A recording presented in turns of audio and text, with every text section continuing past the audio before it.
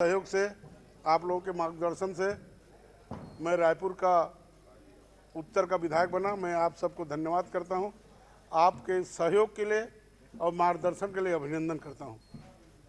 मन में बात आया कि लोग जगन्नाथपुरी जाते हैं रथ देखने के लिए, कुछ लोग नहीं जा पाते।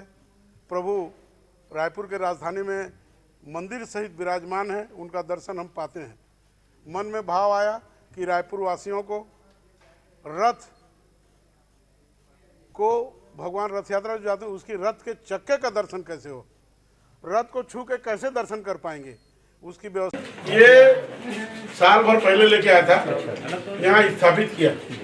ये देखिए हाइट मैंने लगभग 10 फुट का हाइट है और ये 8 क्विंटल वजन है। ऐसे 16 चक्का जगन्नाथ जी के में लगता है, 14 चक्का बलभद्र जी में लगता है, 12 चक्का सुभद्रा जी में लगता है। ये रथ यात्रा नहीं है, ये रथ के चक्के का दर्शन है। साल में एक बार रथ यात्रा होता है, दूसरी बार हम रथ यात्रा नहीं कर सकते।